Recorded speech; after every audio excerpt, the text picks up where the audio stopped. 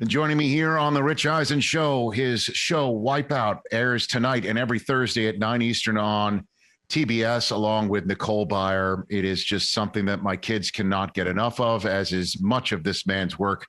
Thrilled to have here on the Rich Eisen Show the great John Cena. How are you, John? Thank you very much for the kind words. It is true. I told you my kids are jealous. They might burst in this room at any point in time and want to ask you a million questions. That's fair. Nowadays, with the way things are, I don't put it past anything. That's fair. So how did you get involved with Wipeout? Why get involved with Wipeout for you? Well, I love hosting. I've hosted some various programs. I've done competition shows. I had a brief stint on the Today Show. I did the ESPYs. Yes. I really do enjoy hosting, whether it's been in front of a live audience or in game show format. And when Wipeout came to me and said, well, we want to reboot Wipeout and we'd like you and Nicole to be the hosts, not only did I want to host again, but I was immediately drawn to the possibility of our chemistry. Nicole is extremely funny. We play opposite each other very well. Yes. And I think it would have been a great fit. And I know that the show has such a long-standing history of delivering to its fan base. It's something I really wanted to be a part of. Yeah, Nicole is again, she's another big one with my kids in the household with Nailed It. Yeah. And there is kind of sort of a hot mess element to Wipeout, the same thing as Nailed It. You know, so it's kind of these kind of marry into one another, I would say. And I think you also get two people that are passionate about hosting and have experience in hosting, and I think that's important. Knowing what their job is as a vehicle to move the show. The show is about the course. The show is about the contestants, and the show is about the wipeouts.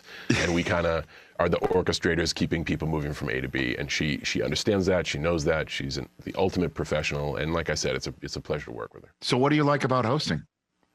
You know, you get to hear people's story. Yeah. You know, it's showcasing people's story, whether it's doing a competition show or reading the news or being a vehicle to take you from A to B on an awards show. You basically get to listen and learn, you know, and I really do enjoy that. I enjoy, I think it comes from probably it's deeply rooted in my passion for watching and listening to crowds in the WWE. Even when I'm in the middle of the ring, I'm always watching and I'm always listening. And I like to listen to that energy, and I like to learn about people. And of course, seeing people wipe out's not too bad either. Not too bad either, you know. And God bless you for saying what you say about hosting, John Cena. You know, I've been fortunate to be a host, certainly from SportsCenter, or now obviously to what I've been doing the NFL Network and my daily show. I mean, I'll show it to you. That roof right there over my head, that's hosting right there. That's what I do. And these days, you know, like the Emmys or the Oscars went hostless, and hosts are people too, John. That's what I'm saying to you. You know, hosts are people too, and shows need someone to do what you're talking about. I couldn't agree more. And not only that, I think it also, I think it's a very important position. Like the conductor of an orchestra, still the people in the orchestra provide the music, but the conductor moves it from A to B. The host does the same thing, and I really hope it gets back to host-driven things. I mean, we're going on a bit of a tangent here, but I mean, I enjoy hosting, and I'm sure there's people like you, like me out there that enjoy doing that, and that takes a spot away from their ability to put a roof over their head.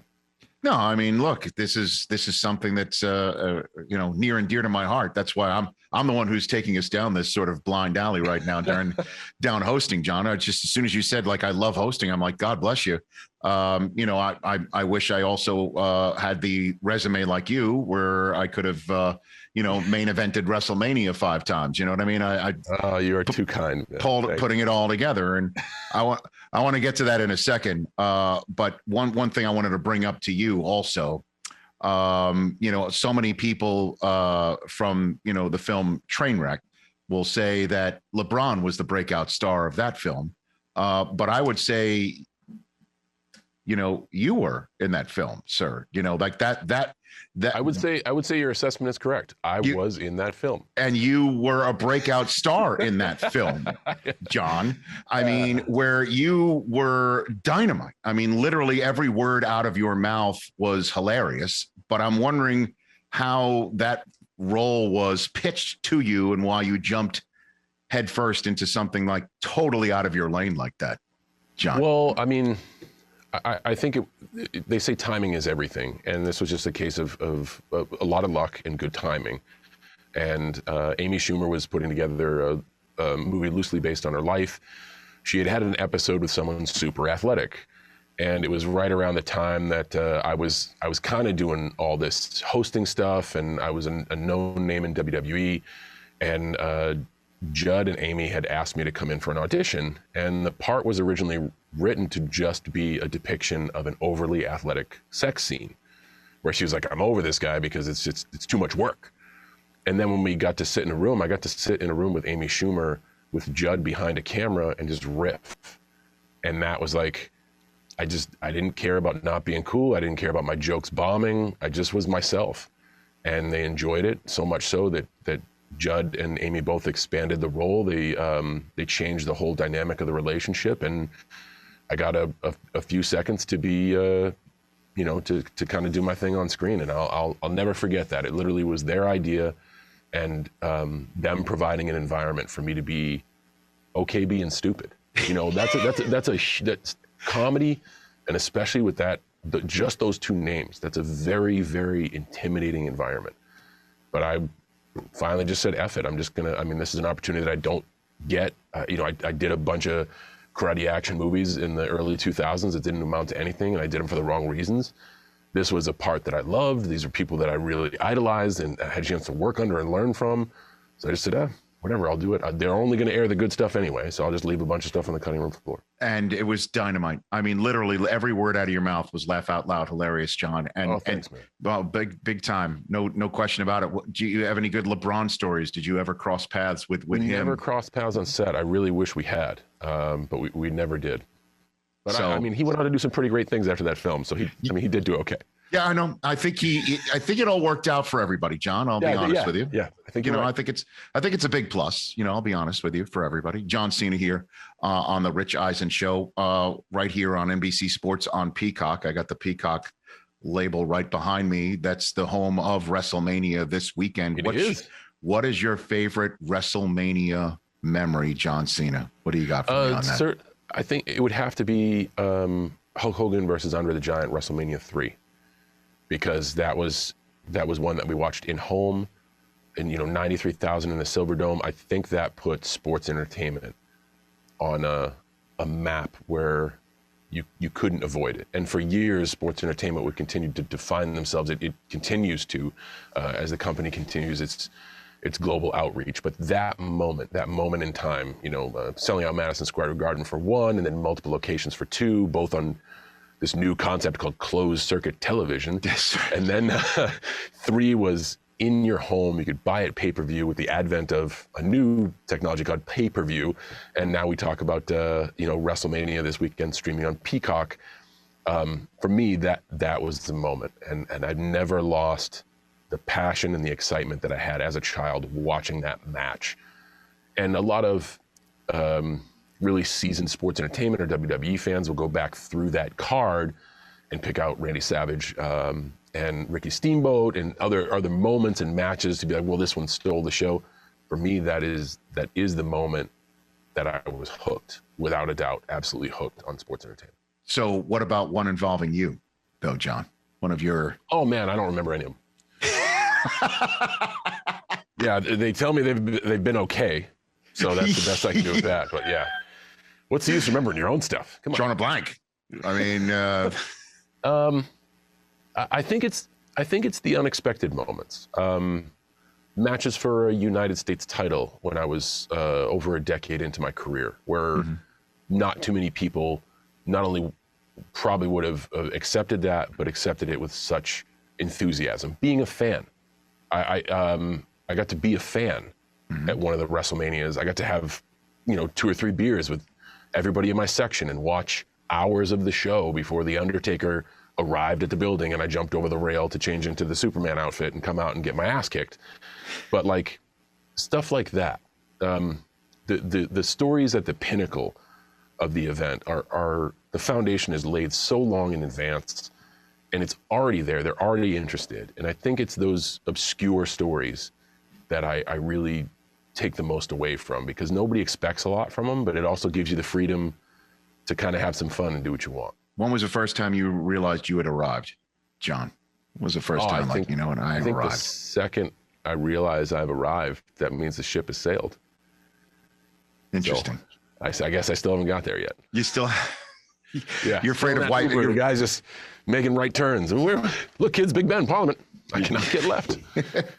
You're afraid of a wipeout. Is basically what you're saying. Yeah. You could get wiped out anytime. I think if the second you arrive, you wipe out. So.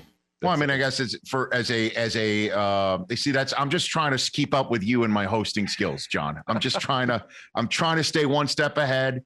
You're that object that's close in my rearview mirror that's much larger than it appears. And I, you know what I mean? I gotta do it. You know what I mean? I gotta bring my A game with you, John Cena. You know what I mean? So, but when you, I guess, in the WWE world, was it meeting somebody? Was it a conversation? Was it a moment in the ring where you felt like, okay, I belong? How does that sound? Where you feel like not that you arrived, but you belonged in your journey at all?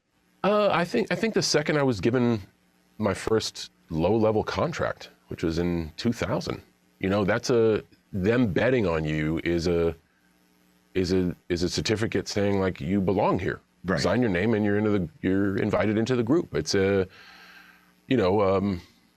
prospect making it to the majors. Like your path is still to be crafted, and your choices and your effort and your representation against your peers will determine your success.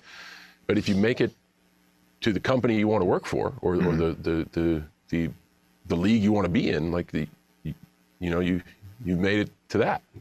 That's the rest is just. We'll see where it goes. Well, again, congrats on everything that's going on in your life and your career, John. And Mike, honestly, my kids, when the new season of Wipeout was coming out and it was you and Nicole Byer, it was appointment television. Like literally, it's so rare. I've got a 12, a 10, and a 7 for them to agree on anything. And let alone sit there quietly, hands to themselves, putting their screens down to watch something.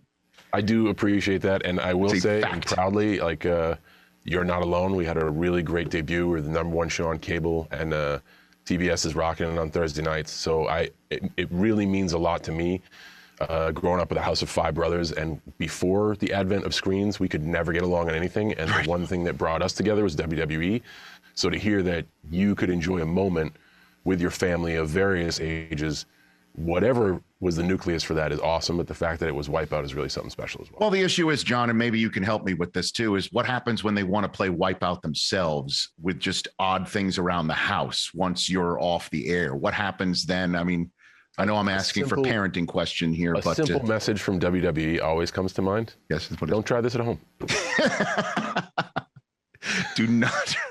It's a simple disclaimer. It don't try this at home. It crosses so many lines.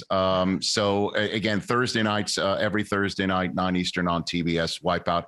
John, like I said, a big fan, and I hope we get to continue to do this again anytime on this show. And obviously, we'll be thinking of you this weekend, watching Wrestlemania on Peacock, and then Wipeout after that. Thanks you very much. I look forward to talking to you in the future. Right back at you. Okay, that is John Cena coming for my job and every other host job, including anybody. Oh, look out. There it is. Right here on the Rich Eisen Show.